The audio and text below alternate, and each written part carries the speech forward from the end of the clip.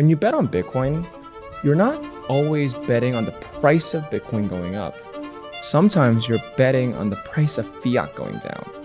And that's another mentality that I think is something counterintuitive to imagine. But most of Bitcoin's value creation really happened because fiat got debased. And that's what was, I think, happening at a faster pace than people imagined ever since the global financial crisis. Any lessons you've learned from Morgan Stanley's experience that you're applying to your trading experiences today?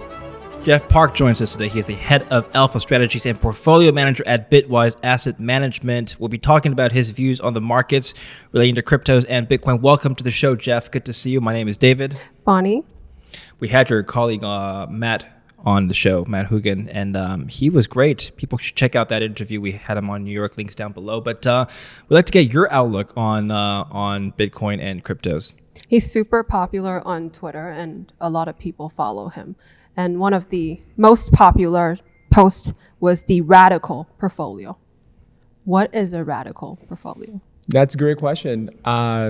So I grew up learning about traditional economics and finance throughout most of my life. And when I started my career, it was 2008.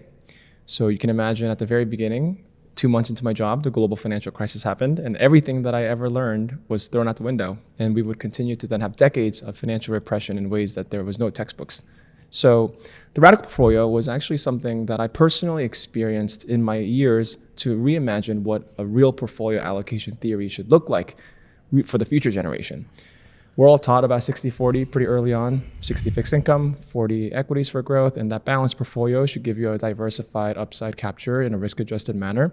And what I think we're realizing is 60-40 actually isn't working because bonds and equities are more correlated, in fact, now than people have ever expected them to be.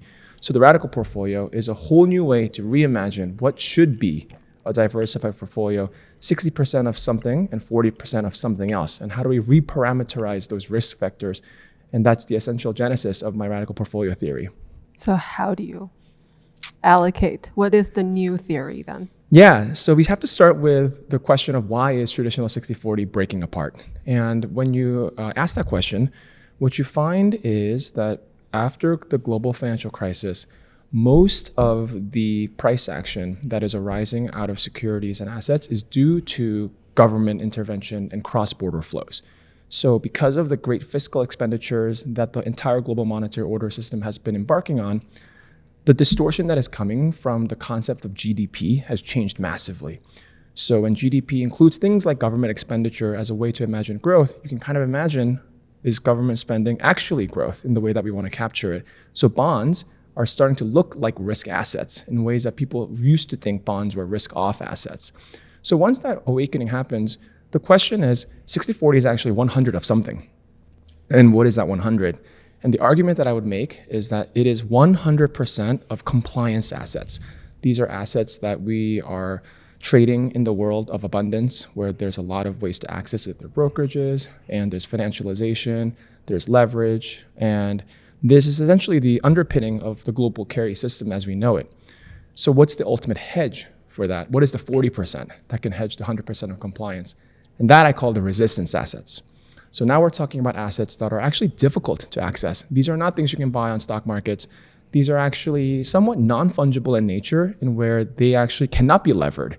They're one of a kind. So the 40% has to be outside the system in the global carry system as we know it. And that's what gives it a defining, unique value. So perfect example of that is gold. And when I say gold, I don't mean GLD, the ETF. I mean physical gold bars, right? Because that represents the ability to be censorship resistant in ways that you remove yourself from the financial ecosystem. Bitcoin also represents a way to express a view on having a resistance asset. And so I list a variety of different alternative things that can fit the profile of what that should be. These things can include high-end art, one-of-a-kind artworks that really are irreplaceable and truly, truly valuable, that cannot be replicated. And those things retain value because the scarcity value is actually really important. So the 100% compliance of bonds and equities, the reason why they're not that valuable is because they're printed all the time. So other categories include things like collectibles, Pokemon cards in ways, even though it's a joke, do retain values in ways for certain people. And that category might evolve into luxury handbags like the Birkins of the world, where those things are equally valuable because of the scarcity and hold value actually much better than some other traditional assets would. It sounds like an alternative investments portfolio. Is that one way to look at it? Exactly. But it's alternatives in a way that isn't fitting nicely into the language that we know how to speak of. No one talks about buying Pokemon cards or handbags or artwork or these scarce assets as a way to diversify your portfolio because it's not tradable, right? These are not like ETFs that you can buy where you have an index exposure to luxury goods, or you can't buy biotech IP rights or legal IP rights in easily accessible ways. These are essentially scarce things, and scarcity is valuable. And I think that's the main point that I'm trying to drive, which is in a world where there's so much financial repression, it's really important that all of us in our generation open our eyes widely and look for the things that are not manufactured abundance. And that's why Bitcoin, I think, is especially important today for everyone. What is the most valuable Pokemon card then today? I think, if I'm not mistaken, Ooh, he has an answer for us. I do. Listen up. I do happen to be a little bit of an expert in this market. I believe there is a Japanese Pikachu card released for his birthday. And it's Pikachu's birthday card. And there's very, very, very few of these that are out there. Okay. And they're very valuable. All right. Especially if it's in good condition. What is very valuable? I believe it's close to $1 million. I know this is like facetious and funny, but like there is a methodology to looking for value, right? You could the same methodology that you used to apply to that Pokemon card can be applied to an alt, for example, or a piece of art, right? Walk us through the thought process here. Yeah, the essential Principles of scarcity, principles of collectability, the principles of desirability. Yeah, absolutely. The main principle is that it has to be scarce, hard assets in ways that it cannot be manufactured. It's even better if it can actually deteriorate over time. So they disappear and the supply decreases. For example, the reason the Pikachu Pokemon card is valuable isn't because there were so many of them. It's because many of them also disappeared throughout the life of its course or the conditions worsened. So those things increase value. It's also why fine wine is a huge category that people buy as a way to store value because wine also deteriorates over time. So if you protect it and perfect it, the value is exponentially higher. And so scarcity is the most important thing. I would also argue that these assets have some elements of non-fungibility where you can't apply leverage very easily. And because so much of the value driven from equities and fixed income come from the credit system, this is a low volatility kind of situation when it comes to the ability to apply leverage, mostly because the asset is high volatility. And that is actually the inherent quality we're looking for. We want assets that are highly volatile because it has inherent endogenous energy for performance, and it isn't being manufactured to be volatile for the sake of it when the asset itself is not very volatile, which is the entire birthing of the kind of financial system as we know it. Do you go to Bitwise and say, we want 40% in Pokemon cards? Is there like a model you use to allocate how much of your suggest? billions to your? This is my personal allocation strategy. Right. I collect a lot of random art. You know, I'm a big fan of Daniel Arsham, for example. Okay. And Daniel Arsham has a following, right? Which is that he combines some kind of street culture with high-end art as well. He's in, meaningful galleries. And the Murakamis of the world is a category. And so those things are useful in your portfolio diversification. I should mention the third piece of what makes these valuable is it has to be somewhat censorship resistant. So this goes back to the notion of opting out of the system where bonds and equities, you're in a system where you're trading these through brokerages. You're generally not the custodial holders of these securities instruments anyway. Even if you own Microsoft stock, it's generally not in your name. It's in actually the custodian's name on behalf of your name. So true ownership is really important. This is why gold versus GLD ETF is important. And it's because if you really believe there's diversification away from the compliance world as we know it, then these are the assets that's going to retain more value because the virtue of not being in the system where it's tangibly yours is the key feature of what makes it valuable. I want to ask you, so what is value? What creates value? Yesterday, Peter Schiff was sitting there. He said, you Bitcoiners are just trading nothing. You're buying nothing. How would you respond to that? Yeah, I would respond with a famous adage. I did not coin this, but one that I love, which is that everyone these days seems to know the price of everything, but knows the value of nothing. Which is that we live in a world of so much information, right? We see tick by tick of all these trading activities and high frequency trading opportunities where it seems to intimate a sense of value because of the transactional dynamic. But the reality is those things are just moments in times of transactional dynamics where it doesn't truly mean that's its terminal value forever. And so things that are actually truly valuable sometimes do not trade. Sometimes the most valuable things actually are meant to be held for a long time. So think about how billionaires these days invest in things like sports clubs and franchises. These things don't trade. They're actually, once in a lifetime generational transaction for which value is created and transferred. So I actually think people often confuse value being related to price, but the difference is price is the reflection of someone's intention to pay for something, whereas the value is actually something that it inherently is worth, which you don't actually always know until there's a time to experience it. Does it have to be a consensus? Like the majority of population recognize that this thing costs $2,000? Or Everyone could be wrong. Yeah, that's the thing. It's value is ultimately dependent at some level on your personal preference. And that's why older people love gold and young people love Bitcoin. And at some level, these are personal choices. But the other reason why I'm so optimistic about Bitcoin and generally these resistance assets is because I think young people have already intuited most of the financial economy is a little bit rigged. So they have this sense of the stock market generally not being healthy. And I actually do think that in some ways our system has failed in promoting that narrative of a healthy, robust market of fair practice. Think about the trends of, for example, nowadays, zero-day expiry options are more than 50% of the trading volume of your S&P 500 and NASDAQ listed options. Zero-day expiry options, right? These are literally lotto tickets. And the fact that this hyper-financialization is happening with regulators' consent shows you it's becoming so casino-fied. And I think when young people see that happening, their reaction is totally natural to say, I'm not going to play that game because I don't really know it, but I'm just going to buy the things I know and I like, because at least that is valuable to me. And other young people say that is valuable to me as well. And I think actually that's what ultimately creates value as we come to appreciate it. Okay, let's get your macro outlook on some of these assets that you brought up. So you brought up gold. Let's compare gold to Bitcoin. I read this the other day, not yet the other day, yesterday. It came out yesterday. As of the date of the recording, May 29th, Goldman Sachs analyst predicts 4,000 gold, calling it a better hedge than Bitcoin. 4,000 by mid-2026. This is his quote from an analyst here. Supply is very limited. The vast majority of available gold supply has already been mined. And Bitcoin supply by design is also limited. I think this limited supply gives some confidence to investors who are worried about runaway inflation. The geopolitical forces behind gold are then later discussed.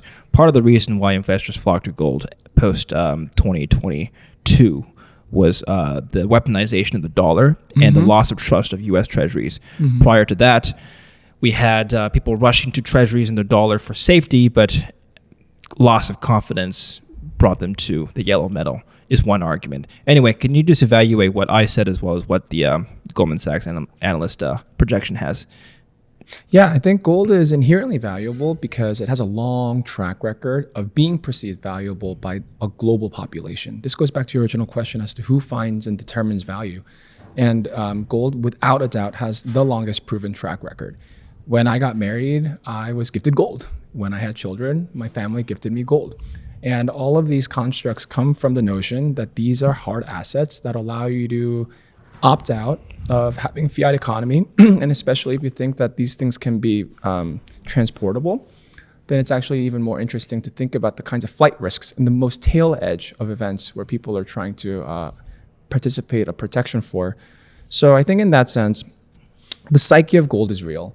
The geopolitical contribution is also real because after Bretton Woods ended in 1971, it hasn't been that long for a whole generation to still not remember the role of gold. So there are people out there who still remember the essence of how you used to have capital that was backed by assets that wasn't totally dependent on just the trust creditworthiness of the country.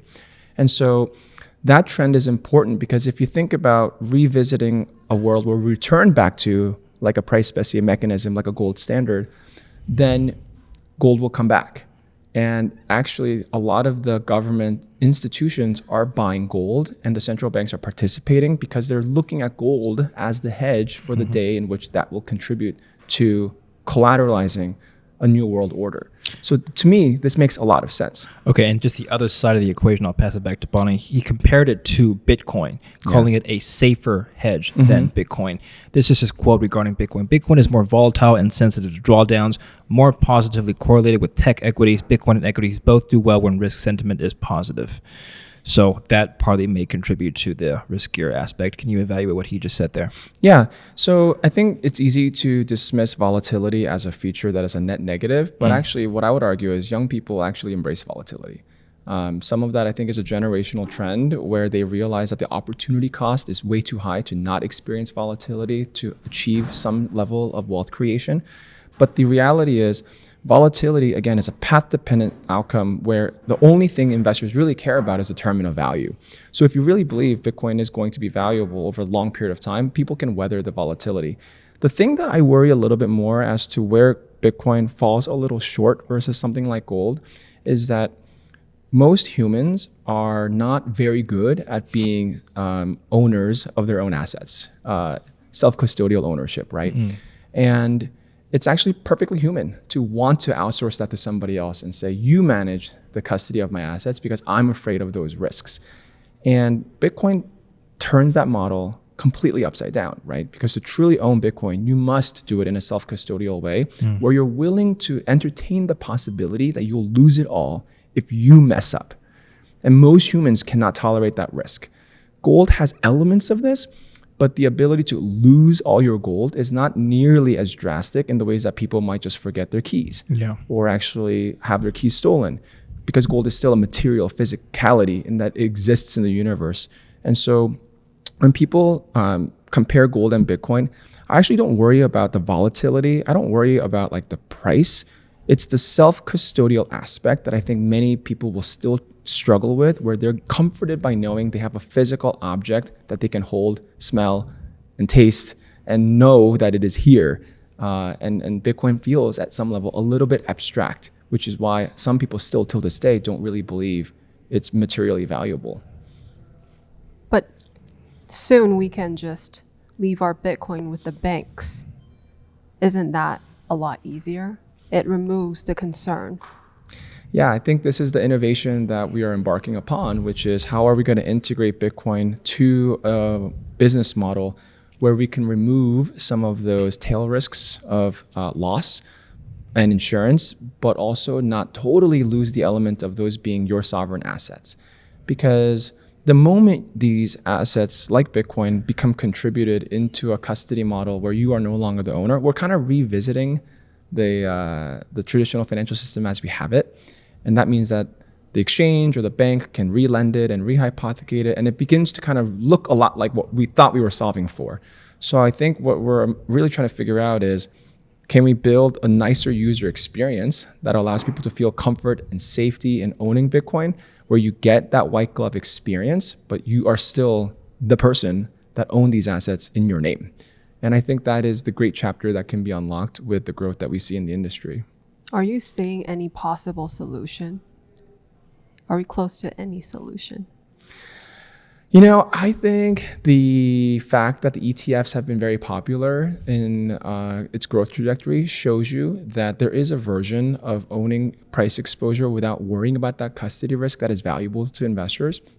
So I think in some sense, they can coexist.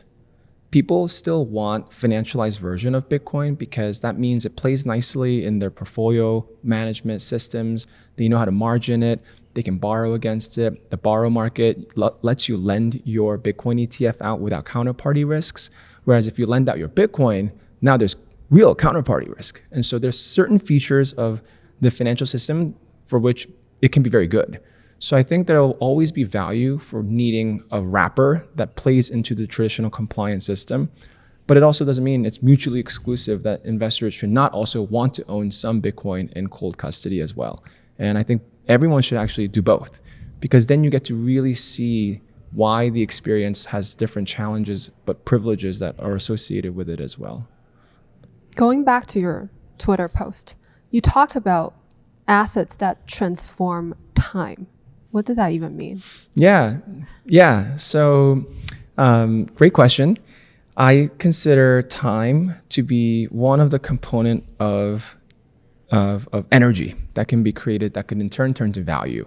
So in many ways, I think Bitcoin represented a concept of this through proof of work, where able to actually mine a Bitcoin, you actually have to expend a lot of energy and time to get the block subsidy, which in turn is a battery almost that has captured the effort and has given you a reward for it. That's why the scarcity exists, because time is scarce and energy is scarce. I think there's many other ways to apply this, which is there are human capital in itself that is scarce, and actually the use of that human capital can be valuable. So the number one example I point to people is professional gambling. So when people think about gambling, I'm not talking about slot machines, right? Where like we're just playing games that have negative EVs.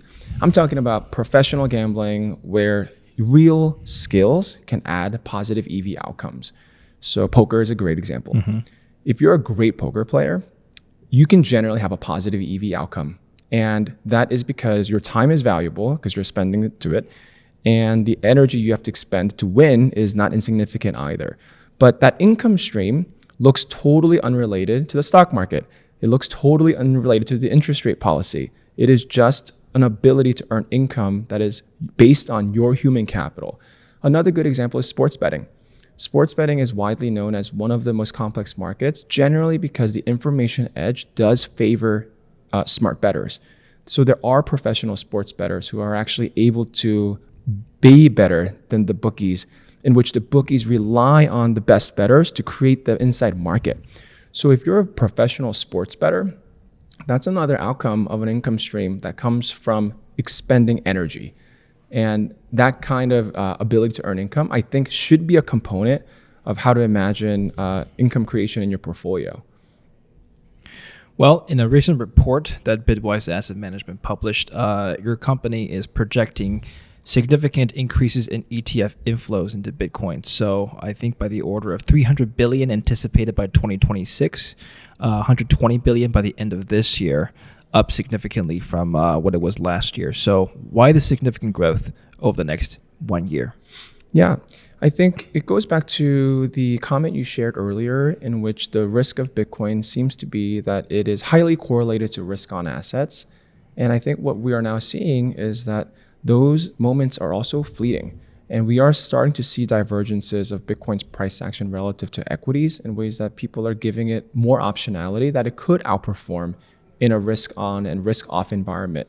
So I call this phenomenon a positive row Bitcoin or a negative row Bitcoin. Row is a Greek in options terminology that implies a change in value based on the change in interest rate. And generally, if you thought interest rates were going to go up, that's a pretty challenging market environment. It's a market environment where people are worried. And in those situations that are risk off, you could imagine Bitcoin becomes a store of value. But historically, what happened was reverse, which is that Bitcoin is a risk on asset, right? Where rates go down, Bitcoin's the fastest horse because it fights inflation the fastest. And the key is there a moment when Bitcoin can be both? And I think what you're seeing is through the volatile path, if you zoom out and look at the long history of Bitcoin's price action, it is actually both positive row and negative row, depending on the market environment. And I think that's why Bitcoin's valuable. And people are realizing there's now over 10 years of track record of having demonstrated this. And so the Bitcoin ETF lets you access it in ways that people can build their portfolios thoughtfully. And financial advisors are finally understanding this use case where it is no longer a scandalous conversation to potentially suggest this being important, especially after US credit ratings was downgraded most recently. And this issues with fiscal expenditures is becoming an everyday topic of conversation. I misspoke. It wasn't just ETFs as the primary source of inflow. It was $400 billion of inflows into Bitcoin overall. But that was actually my next question. Break it down for us. Percentage roughly of that 400 billion being ETFs or spot or futures or, layer twos, whatever the case may be. I think that the ETF market is going to be relatively large at a global scale. And we have to remember, we still don't have ETFs in many markets yet. For example, Korea does not have a Bitcoin ETF yet. And so those wrappers are still growing at a global scale, and they are going to become important because, like I said, many humans do not want to actually deal with the self-custodial risk of Bitcoin. And I think that is a feature you have to acknowledge that people find valuable. And so that will be complementary to those who actually still want to own Bitcoin directly because they find that to be culturally aligned with the mission. But I think what you'll see is most people are economic investors and they want to earn the best profit opportunities. And having it in the ETF wrapper just lets you do more things from a financialization perspective, right? Think about the popular basis trade where you go long the spot Bitcoin asset and you go short the Bitcoin futures and you're able to collect that spread. Those kinds of trades become a little bit easier when you're using traditional assets that allow cross-margining with your prime broker. A little bit more challenging to do it with crypto assets, today at least, on a capital efficiency basis. So I think those kinds of reasons give you a little bit of like a financial edge to owning the ETF wrapper for now than it might be for the spot asset. Earlier you talked about art or cards. Is it easier to trade those things if they're on chain? So that means you might be a believer of RWA. There are a lot of people out there that don't believe it. They're like, we want our art on the wall. We want to, be able to touch the gold. Break it down for me. Yeah. I think RWA is a fascinating trend and one where people apply different versions of what they expect that to capture. For me, there's two emerging trends. One version of the RWA is tokenization of existing financial wrappers that historically were illiquid, but we're bringing liquidity to those financial assets. So think about private equity, immensely illiquid. Private credit, very illiquid. But if you tokenize it and maybe make the market a little bit more tradable, you can imagine the secondaries market for what was historically illiquid does become more liquid, and tokenization permits that. That's a version of an RWA story. The other RWA is actually, what about assets that were never traded, never securitized, has actually never been created for trading purposes? And can we put them in a tokenized wrapper so they find liquidity that's never found before? That is the part that I find more interesting, which is to your question, things like trading cards or sneakers. These have great volume. People trade these assets all the time. Companies like StockX exist and make great margins on the logistics of it. But the logistics is actually a cost of business because shipping sneakers and storing them, paying insurance, all those things are auxiliary costs to that business model, which ultimately the consumers pay for. The thing that on-chain tokenization can unlock for this is you could imagine a whole new business where the certificate of authenticity in itself being represented by something that is digital in nature would allow you to trade ownership without the asset necessarily moving. And so I think there's a lot of companies that have tried this in the past where the watch market, for example, is very huge, very valuable, and there's a lot of frauds. And so the authenticity component is important, but you also want to create like a trading market where you don't have to move around the watch every time if the end buyer doesn't want to claim it, because they're actually just interested in the financial speculation. Then you can see RWA becomes more of a liquid market, but you can almost then still imagine the physical asset being claimable, that it gives it value. I'm just going to play devil's advocate here. We've seen this a couple of years ago when people started making tokenized watches of Rolexes and whatever. Most of those went to zero. A Rolex is still 25 grand. Yeah. So we don't need it. That's my argument. In terms of the Rolexes themselves? No, well, that could be an argument as well. No, in terms of the digital Rolex, we don't need to digitize existing hard assets. That's a counter argument. How would you respond to that? And the point I was trying to make is that if you look at precedent, the digitized asset went to zero. Right. Whereas the real asset still retained value. I think what you're intimating, though, is the digital asset had no claim to a physical asset, right? It was a metaverse asset, is what you're saying. It could have been, or it could have just been an NFT. Right. of that particular asset. Yeah. A metaverse asset. Yeah, I'm talking about a version where you actually have like a claim to the physical asset. Okay. And the NFT permits the ease of trading of that physical asset. So that is a model that I think we have also seen in crypto. Not many of them have succeeded to date, but one that I do think at the right inflection point could be worthwhile. Sure. Yeah, I agree with you. Paying lots of money for pictures. Did you remember that time when people were like paying a lot of money for digital stuff, like digital shoes and like digital Gucci's, and like people were buying digital land? I don't know what happened to the digital land. Is that still big? Yeah, you could just create more land. Like there's no scarcity anyway. We're going off topic. Yeah.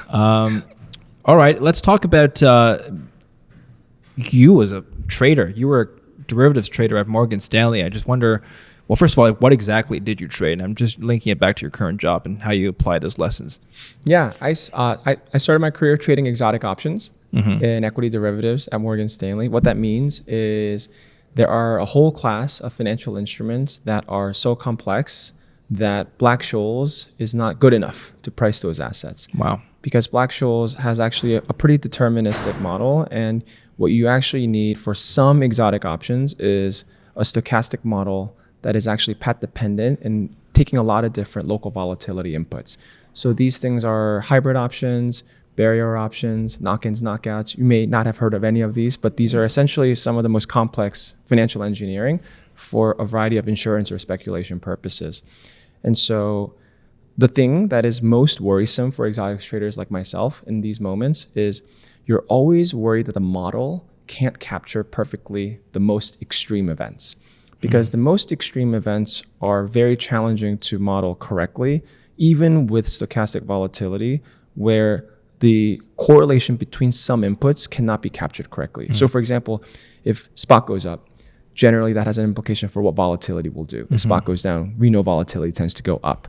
But you need to be able to incorporate some correlation in that path dependency in these models that can be sometimes very unstable. And so part of the reason why I think I discovered Bitcoin and its interest really early on was because I was basically pricing events that no one thinks could happen. For example? So tail options. Everything about exotic options is imagining the most adverse scenario of something that you otherwise wouldn't think would be probably priced. And so you have to assume these tail events that are 3 standard deviations might be more probable than you think. And so when I discovered Bitcoin, it was that moment when most people will be skeptical and say, hey, this looks funny.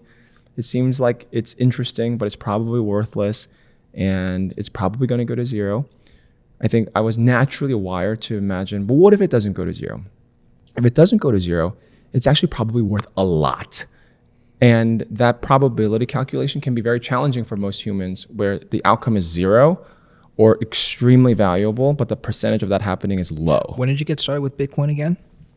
So I learned about it in 2010 on the trading floor, and I purchased my first 3 years thereafter. Okay, so 2013. If you had taken let's take the price chart of Bitcoin up until 2013 and plug that into one of your models, would Bitcoin reaching 100K back in 2013, would that have been a 3 standard deviation event? Oh man, that would have been like a 15 standard deviation event. Yeah. Yet it made it. How? Lots of time and energy and focus. No, I mean, the reality is we're still on this journey and we don't know still what the price of Bitcoin's ceiling ultimately is. But I also tell folks, when you bet on Bitcoin, you're not always betting on the price of Bitcoin going up. Sometimes you're betting on the price of fiat going down. And that's another mentality that I think is something counterintuitive to imagine. But most of Bitcoin's value creation really happened because fiat got debased. And that's what was, I think, happening at a faster pace than people imagined ever since the global financial crisis. With Bitcoin, I think most people understand. Can I replace Bitcoin with altcoins? Does that model still work? I think my personal opinion is that right now we're living in a Bitcoin or bust world. Everyone really likes Bitcoin and altcoins are suffering at some level, finding some conviction. But I think with clarity in market structure and utilities around these things existing for financial purposes that are more than just mimetic trading, could imagine that altcoins could be useful. I think for now, the experience so far has been most people bought altcoins because they really like the levered volatility to crypto. So, if Bitcoin's going up 5%, you thought the altcoin might go up 15%. So you're going to buy the altcoin. And what you've seen the last 9 months really, and maybe even longer now, is that correlation has completely broken apart. Bitcoin can go up and altcoins can go down. It's actually no longer a levered bet on Bitcoin. I think part of why that also is the case is when the ETF was approved, you actually got the chance to now trade options on those Bitcoin ETFs in December of last year. So actually, if you want levered Bitcoin exposure, you can just trade call options on Bitcoin instead. And is that why the altcoin market is less active now than before? I'm just speculating here because if I wanted to be a degen, instead of buying some meme coin, I could just buy options on Bitcoin. That getting me the same kind of high. Exactly. You get the same kind of experience, the thrill of the ups and downs with levered exposure, and it's safer because the basis risk is gone. You don't have to worry about the Bitcoin and Helium relationship or the Bitcoin and the Solana relationship. And so Bitcoin options make a ton of sense. And the second thing that happened is these Bitcoin treasury companies came along, right? The MicroStrategies of the world. Those are also more volatile than Bitcoin. And so I consider both Bitcoin options and the rise of these treasury companies like the MicroStrategies, the MetaPlanets, are all taking volume away from altcoin trading, where retail investors are choosing to just bet differently on the degenerate kind of betting, as you would describe it, where these companies, these securities are serving that interest with a little bit cleaner basis risk to the actual exposure you want, which is Bitcoin. There are other companies trying to copy strategy with Solana or with Ethereum. Do you think it works? I'm really excited to see if it will work. I'm optimistic that it can find some product market fit, and I'll tell you why. I think Bitcoin has worked so far because everyone believes Bitcoin is valuable, right? So you can borrow against it and people are willing to give it some credit worthiness.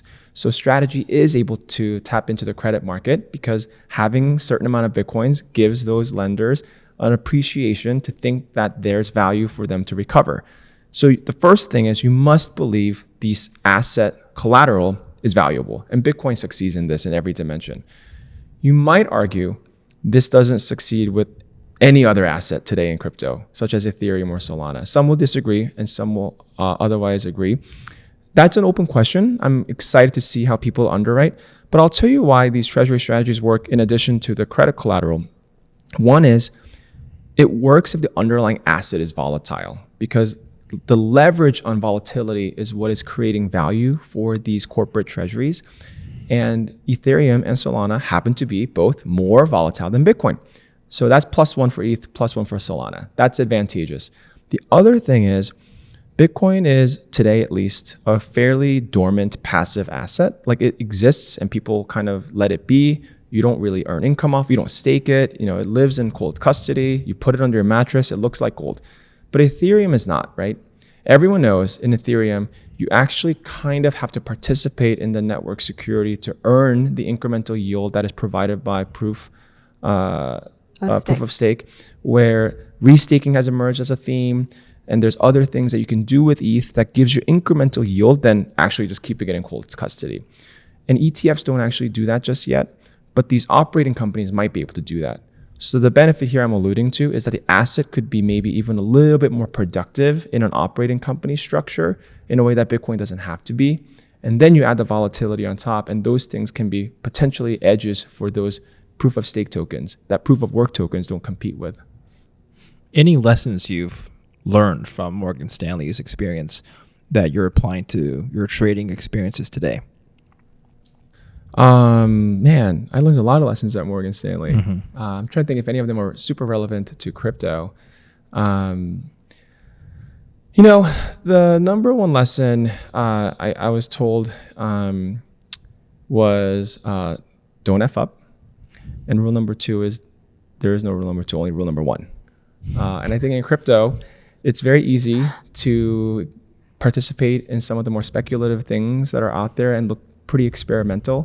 And I think I try to be a little bit more conservative in being able to access some of those new opportunities where we do have lots of exogenous risk factors there in even brands of protocols that you would think were fairly blue chip.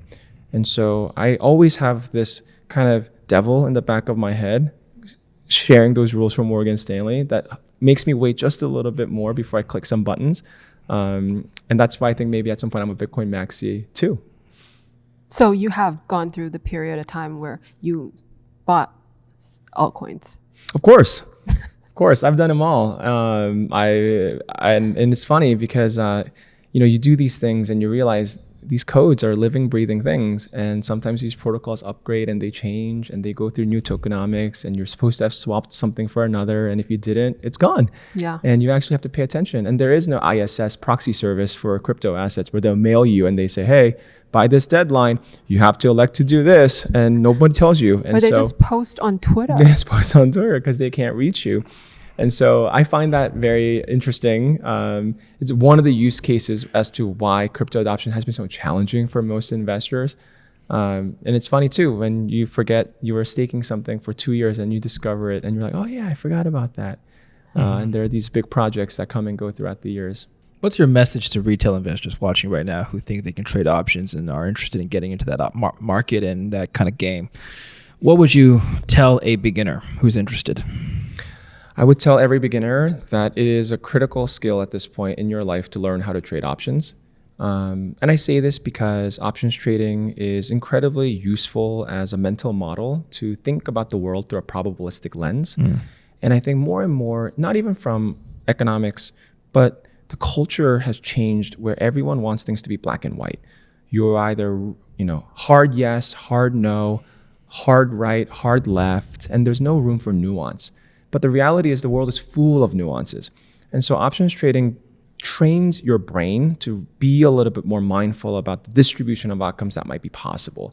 So then on top of that, add to the reality that most of the trading in the world is fairly alpha rich for those who know what they're doing. And so you're always going to be at a little bit of a disadvantage unless you're able to get up to speed on the things that matter.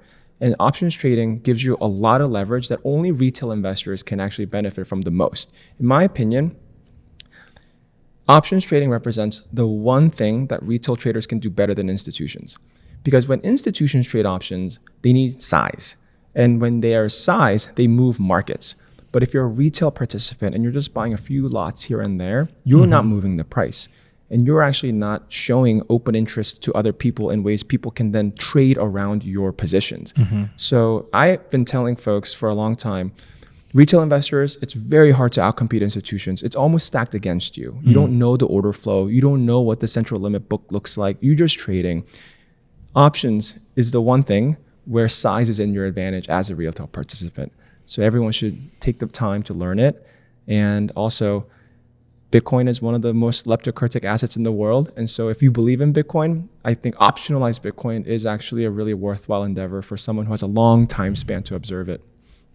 I feel like that was a perfect ending. I have one more question to add. Okay. Let's see if we can make this more perfect. Okay. I don't know if I can, but let me try. A lot of pressure here. Yeah, a lot of pressure. You said that when you got married, you were gifted gold. Oh. When your kids get married, what are you giving them? Oh man, I will have to honor my family and pass down my gold as well. But I would absolutely love to include Bitcoin in this conversation. It's funny you say that because my son actually, being around me, now he's 5 years old, has picked up some of the conversations that my wife and I happen to have. And we do talk about Bitcoin sometimes over a dinner table. And every now and then he'll ask, Daddy, what's the price of Bitcoin? But he hasn't gotten to the point where he understands big numbers. So he doesn't know 100,000 or 90,000. It's 100 or 90. So he'll go around. You have to explain to him in terms of Pokemon cards. This is how many Pokemon cards you can buy. They don't do Pokemon. Yeah. No, it's true. You don't do Pokemon. Everybody else does. You're not cool, Bonnie. I actually had the perfect story to tell you now. My son has been trading Pokemon cards with his friends, and he has basically traded away some of the legitimate cards that he received for what are these fake cards that you can buy on Amazon. Yeah. And on Amazon, the cards are fake. It's made in China, but they're very pretty. So they're like gold and it glitters. And Wow, you can yeah. almost see that card looks like it's more valuable. Right. So my son traded away all his legitimate original cards to get these gold cards. And he was so proud to show me, Daddy, look at these gold cards. And I didn't want to tell him they're fake. And so I had to leverage Bitcoin in this conversation where I was trying to explain to him that the blue cards are the original and they're scarce, like Bitcoin. It's pristine collateral. And he knows what pristine collateral means because it's how I've described Bitcoin in the past. So now he goes, oh, so this is pristine collateral. I'm not trading it away. Wow. All right. Good education. Wow. Good education for the audience as well. Thank you very much, Chef. That was very educational. Thanks for having me. Super fun. Thank you. Thank you.